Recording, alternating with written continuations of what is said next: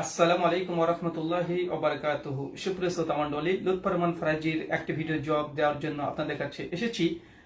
আমরা গভীর ভারাক্রান্ত হৃদয় নিয়ে বলতে চাই, দেখবেন গত 2 বছর ধরে সোশ্যাল মিডিয়ার মধ্যে, বিশেষ করে হানাফি আল হাদিসদের মধ্যে ফিকি ইখতিলাফি যে মাসালাগুলো নিয়ে বিতর্ক হতো, এটা অনেকটাই কমে এসেছিল। আপনারা দেখেছেন, আমরা বেশ কয়েক মাস থেকে লক্ষ্য করছি যে নতুন ভাবে এই ইখতিলাফি মাসালাগুলোকে নিয়ে হানাফি দেবন্দি ভাইরা আবার নতুন করে একটা ধোয়া তোলার চেষ্টা করছে এবং তারা ধারাবাহিক পর্যায়ে একের পর এক বিভিন্ন আলোচনা তারা পেশ করছে। তো আমরা বাধ্য হচ্ছি তাদের এই মিথ্যা প্রপাগান্ডার, যেটা আহলে হাদিসদের বিরুদ্ধে তারা কন্টিনিউ ভিডিও বানিয়ে চলে যাচ্ছে, তাদের এই প্রতারণা, তাদের প্রপাগান্ডার জবাবের জন্য আমরা আজকে জবাব দিতে আমরা বাধ্য হচ্ছি। আমি বেশ কিছু বিষয় নিয়ে আজকে আলোচনা করব। মনে রাখবেন, একটা অনেকেই কথা বলে যে ভাই ফিকি মাসালাগুলো নিয়ে বিতর্ক প্রথম থেকে আছে, তাই একটা মতের চাইতে আরেকটা মতকে প্রাধান্য দিয়ে খুব সুন্দরভাবে কোনো কর্কশ কণ্ঠী অথবা কোনো আক্রমণজনক কোনো ভাষা ব্যবহার না করে আপনার দুই পক্ষের মাসালাগুলোকে প্রকাশ করে একটার পরে আরেকটাকে রাজে কল করতে পারেন, কোনটা রাজে কোনটা মার্জিউ, এর দুটো বিষয়ের মধ্যে পার্থক্য করতে পারেন। আপনার যেটাকে মনে করেন যে সঠিক, আপনি সে মাসালাটা দেন, কিন্তু যে বিপরীত ধর্মী যে মাসালাটা আছে সেটা প্রতি সম্মান রেখেই আপনারা দেন, তাহলে কোনো বিতর্ক হবে না।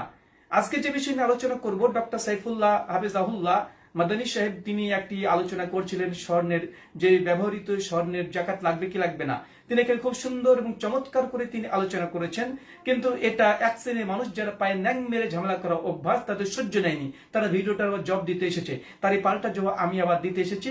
আপনারা জাজমেন্ট করবেন, বিচার করবেন আসলে ফিতনা কারা ছড়াচ্ছে। আসেন প্রথমে আমরা ডক্টর সাইফুল্লাহ সে উত্তরটা শুনিনি এবং লুৎফর রহমান ফরাজি তিনি যে জবাব দিয়েছে তার ভাষাটাও শুনিনি।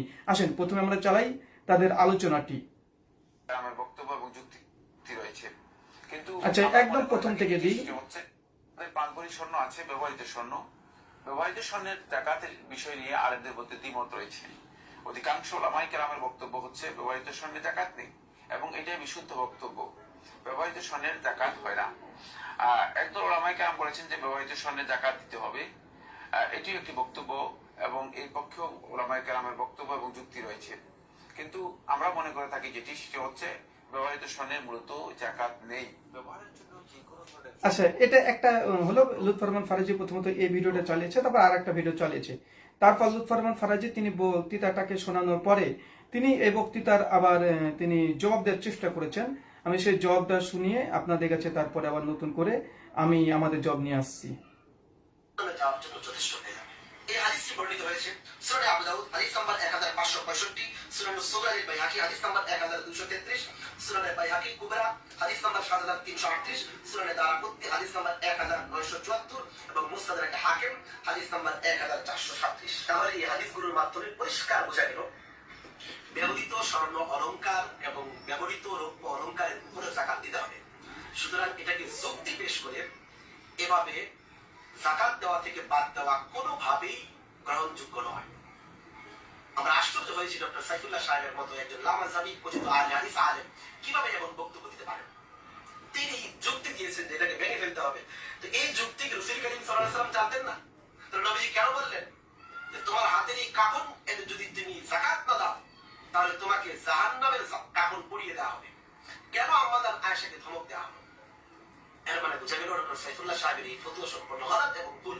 দ্বিতীয় বিষয় হলো তিনি একজন আহলুল হাদিস আলেম। আচ্ছা যাই হোক, উনার মূল আলোচনা এতটুকুই, তারপরে তিনি আরো তার রাগ তিনি প্রকাশ করবেন আহলে হাদিসদের প্রতি। তো যাই হোক, তার মানে বুঝতে পারছেন যে স্বর্ণের যে আপনি ব্যবহৃত স্বর্ণের এটা জাকাত লাগবে কি লাগবে না। ডক্টর সাইফুল্লাহ মাদানী হাফেজাহুল্লাহ তিনি আলোচনা করতে গিয়ে বলেছেন, দেখেন এটা নিয়ে উলেমাদের মধ্যে ইখতিলাফ মত পার্থক্য পরিলক্ষিত হয়। একটা দল বলেছে না দিতে হবে, আর একটা দল বলেছে দিতে হবে না। এই দুটো মত বলার পরে তিনি বলেছেন আমাদের নিকটে এটা বেশি উত্তম মনে হয় যে ব্যবহৃত স্বর্ণের জাকাত লাগবে না। আর লুৎফর রহমান ফরাজি তিনি কিছু হাদিস তিনি পেশ করলেন, পেশ করে তিনি বলছেন যে হাদিস দ্বারা প্রমাণিত ব্যবহৃত স্বর্ণের অলংকারের জাকাত দিতে হবে। এরপরে তিনি আহলে হাদিস আলেমদের উপরে তিনি বিশেষ করে ডক্টর সাইফুল্লাহর উপরে তিনি তির্যক ভাষায় তিনি আক্রমণ করে কথা বললেন এবং বললেন এটা সম্পূর্ণ গলত ফতোয়া, যে স্বর্ণের জাকাত লাগবে না, এটা সম্পূর্ণ গলত ফতোয়া, মানে এটা মিথ্যা ফতোয়া। তো যাই হোক, আমি এই বিষয়টিকে নিয়ে আলোচনা করবো। দেখেন সাইফুল্লাহ মাদানী তিনি কিন্তু দুই পক্ষের রায় বলেছেন যে সালাফদের মধ্যে ইখতিলাফ আছে এই বিষয়টা নিয়ে। তিনি একটাকে রাজে মনে করেছেন, তিনি একটাকে উত্তম মনে করেছেন। এখতিয়ার অবশ্যই তার আছে এবং থাকবে। আমি আমাদের বিষয়টা বলে দিই। আসলে আমিও মনে করি কোরআন সুন্নাহর আলোকে আমি যতটা ঘেটে ঘেটে দেখেছি, তাতে আমিও দেখেছি যে এটাই বেশি উত্তম, যে ব্যবহৃত স্বর্ণের জাকাত দেওয়াটা এটাই উত্তম। এবং এটার পক্ষে মতের যে হাদিসগুলো আছে এটা অধিক শক্তিশালী। লুৎফর রহমান ফারাজির সিদ্ধান্ত যেটা দিয়েছে, সিদ্ধান্তের সঙ্গে আমি একমত যে না, যে বিশেষ করে স্বর্ণের জাকাত, যেটা ব্যবহৃত স্বর্ণের এই জাকাত, এটা দেওয়া উত্তম। এই মর্মে হাদিসগুলো অকাট্য সহিভাবে প্রমাণিত। কিন্তু বিরোধী যারা বলছে না দেওয়ার প্রয়োজন নেই, এরপরে জাকাত খরচ হবে না, তাদেরও কিন্তু কম বিষয় নাই। দেখেন, আমি শুধুমাত্র বলবো যে বাংলা পড়ুয়া, আর কোনো কিছু পারবে না, ঘুরে ঘুরে একটাই কথা, বাংলা পড়ুয়া। আরে ভাই, ভুলগুলো ধরিয়ে দেন না, দেখছি কতটা আরবি জানেন সেটা আমরা দেখে নেব। আসেন, আমি একটা বই দেখাচ্ছি, হানাফি মাযহাবের একটা মোতাবার কিতাব, বর্তমান জামানায় শ্রেষ্ঠ তাদের আলেম, তাদের মুহাদ্দিস, মুহাক্কিক, ফকি এবং মুফাসসির, তাকে বলা হয় জাস্টিস তাকি উসমানী হাফিজাহুল্লাহ। আমিও তাকে সম্মান করি, ভালোবাসি। তার বইয়ের নাম হচ্ছে দার্সে তিরমিজি। তিনি সুনান তিরমিজির দার্স দিয়েছেন। এটা প্রকাশিত হয়েছে বাংলাদেশ আল কাউসার থেকে। এই বইটার প্রথম দ্বিতীয় খণ্ডে 636 নম্বর, 635 এবং 636 নম্বর হাদিসে আনার পরে ইমাম তিরমিজি রাহিমাহুল্লাহর মতটা আগে দেখেন, তারপরে আমি দেখাবো যে হানাফি মাযহাবের মুহাদ্দিস, মুহাক্কিক, মুফাসসির যারা আছে তারা এই হাদিস প্রসঙ্গে তাদের কমেন্ট কি আছে, এবং লুৎফর রহমান ফারাজি কে সত্য, সঠিক এবং নির্দ্বিধায় যে কথাগুলো, সত্য কথাগুলো যে সাইফুল্লাহ মাদানী বলেছে, কারটা আসলে এতেদালের উপরে ছিল, আপনারা দেখে নেবেন। আসেন, প্রথমত আমি এই আল কাউসার থেকে প্রকাশনী দার্সে তিরমিজি জাস্টিস তাকি উসমানী হাফিজাহুল্লাহ, এটা আমি অনুবাদ পড়ছি, পরবর্তী সময় স্ক্রিনশটটা দিয়ে দেবো। দেখেন, প্রথমে দুটো হাদিস নিয়ে এসেছে ইমাম তিরমিজি রাহিমাহুল্লাহ, 635 এবং 636 নম্বর হাদিস, অলংকারের জাকাত প্রসঙ্গে অধ্যায় তিনি কায়েম করেছে। এরপর তিনি লিখছেন, অবশ্যই এই হাদিসের সনদ সম্পর্কে বক্তব্য আছে। অলংকার পাত্রে জাকাত দেওয়ার ব্যাপারে আলেমদের মধ্যে মতভেদ রয়েছে। ইমাম তিরমিজি রাহিমাহুল্লাহ 279 হিজরিতে মৃত্যু, তিনিও বলছেন সেই সময়তে যে অলংকার দিয়ে জাকাত দেওয়া জায়েজ না নাজায়েজ, দিতে হবে কি হবে না, এটা নিয়ে উলেমাদের মধ্যে ইখতিলাফ আছে। ইমাম তিরমিজি বলছে, আরে এই কথাটা তো ডক্টর সাইফুল্লাহ বলেছে, কিন্তু লুৎফর রহমান ফারাজি তার গোত্রদেহ শুরু হয়ে গেছে। কারণ তাদের একটাই কথা যে আহলে হাদিসদের বিরোধিতা করতে হবে, তাই বিরোধিতার জন্য বিরোধিতা করা। ইমাম তিরমিজি রাহিমাহুল্লাহ পরে কি বলছে দেখেন, একদল সাহাবা ও তাবেঈ বলেছে অলংকার দিয়ে জাকাত দিতে হবে, তা স্বর্ণের হোক বা রূপার হোক। তারপর ইমাম তিরমিজি বলছেন, একদল সাহাবা এবং তাবেঈ তারা বলেছে স্বর্ণ অথবা রৌপ্যের যে অলংকার আছে ব্যবহৃত, এগুলো জাকাত দিতে হবে, এবং তিরমিজি নিয়ে এসেছে। তারপর কল বলছে দেখেন, সুফিয়ান সাউরি, আবু হানিফা রাহিমাহুল্লাহ, ইবনুল মুবারকের এটাই মত। সুফিয়ান সাউরি, ইবনুল মুবারক, আবু হানিফা রাহিমাহুল্লাহ তারা মনে করতেন জাকাত দিতে হবে ব্যবহৃত স্বর্ণের, এবং একদল সাহাবা তাবেঈর কথা ইমাম তিরমিজি নকল করেছে।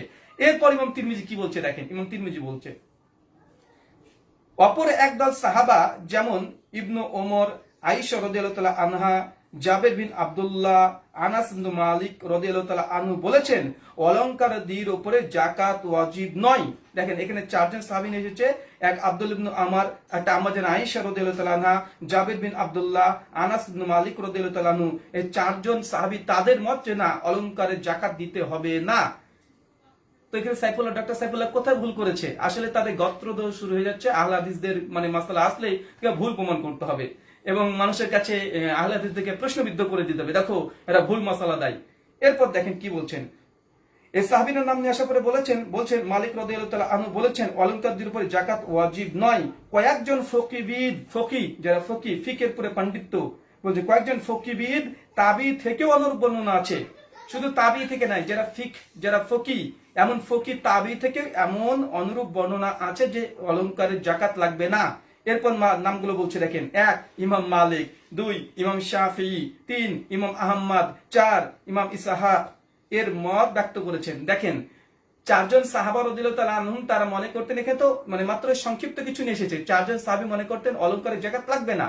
অপরদিকে তাবেঈ এবং ফুকাহাদের মত কি, ইমাম শাফিঈ, ইমাম মালিক, ইমাম আহমদ, ইমাম ইসহাক ইবনে রাহুয়া রাহিমাহুল্লাহ, এই চারজনে মনে করতেন, এবং দেখেন 4 ইমামের 3 ইমাম মনে করছেন যে জাকাত লাগবে না। ডক্টর সাইফুল্লাহ কোথায় ভুল করেছে? আসলে আমি আগে বলেছি, এই দেবন্দী যারা আছে এরা আহলে হাদিসের বিরুদ্ধাচরণ করার জন্যই শুধু বিরোধিতা করে।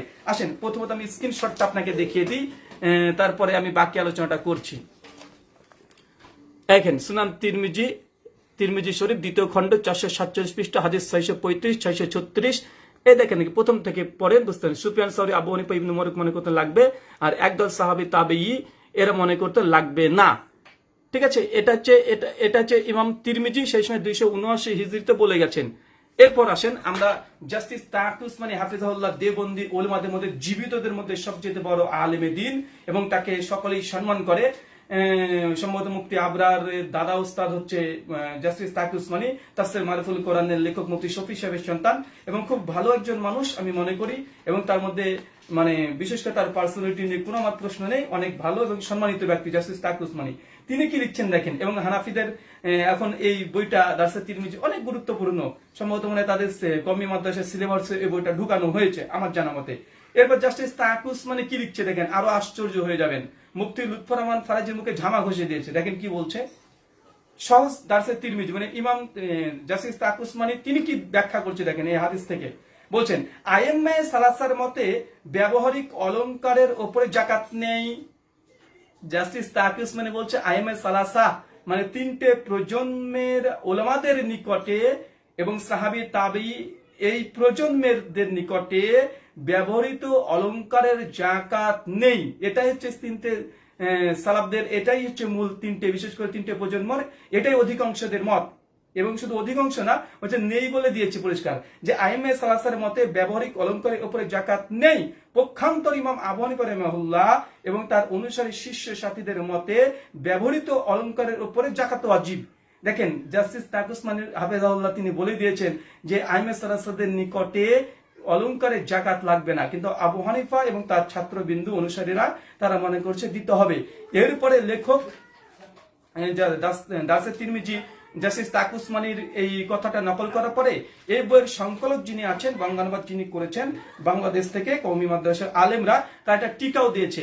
টিকাটাতে কি দিয়েছে দেখেন, আরো চমৎকার আরো খোলাসা। এই টিকাটাতে লুৎফর রহমান ফারাজির মুখে আবারও ঝামা বুঝে দিয়েছে।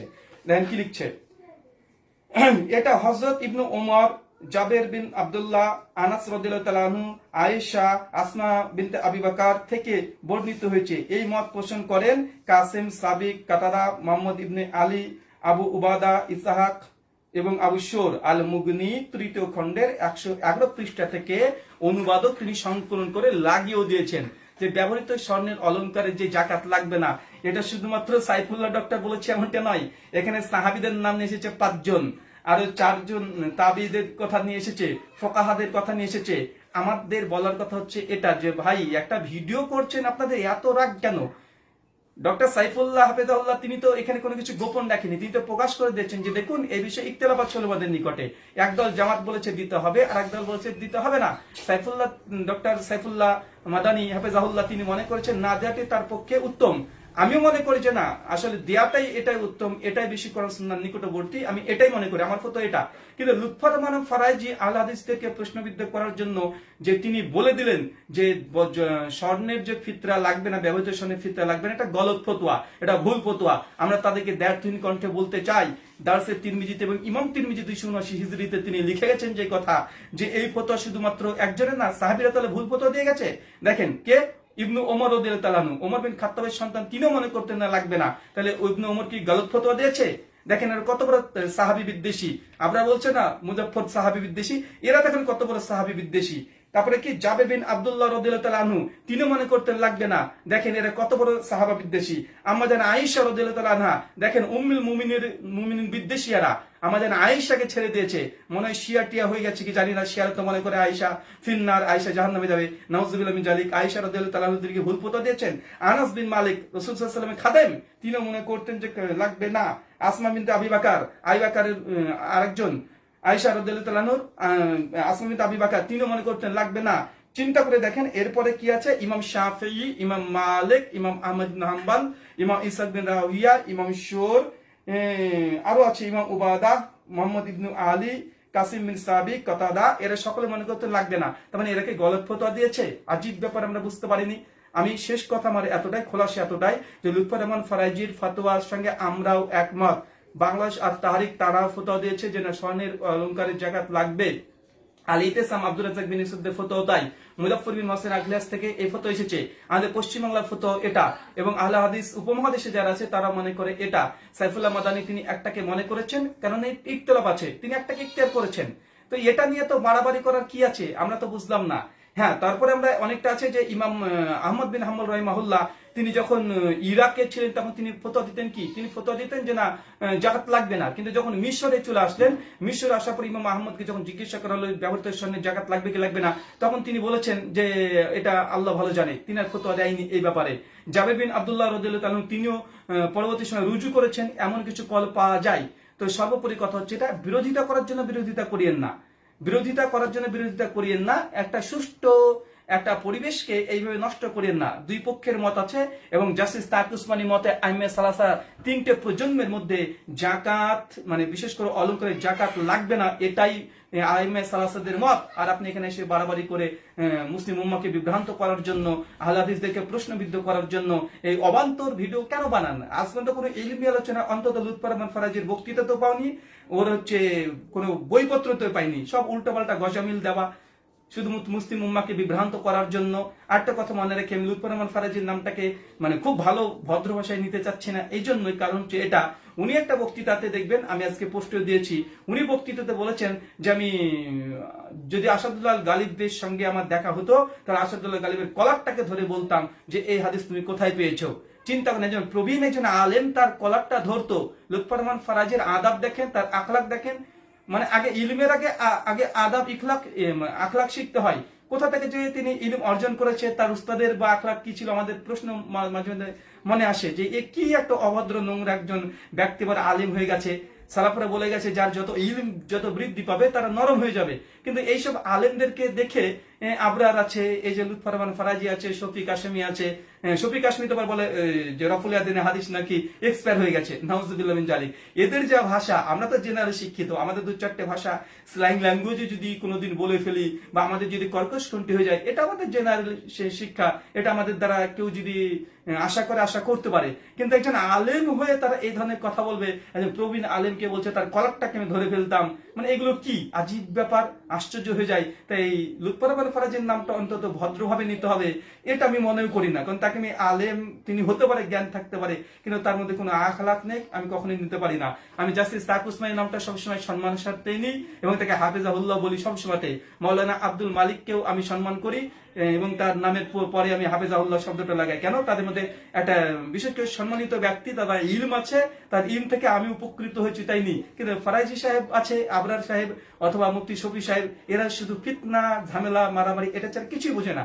ন্যাং মেরে তারা ঝামেলা করবে, তারা এবার বলবে যে আল্লাহ ফিতনা করছে। যাই হোক, আমরা পরবর্তী সময় রাত্রি 9টার দিকে আবারও আসবো মুফতি আবরারের 4 নম্বর এপিসোডের জবাব নিয়ে। আপনারা সঙ্গে থাকুন। আওমা আলাইনা ইল্লাল বালাগ। আসসালামু আলাইকুম।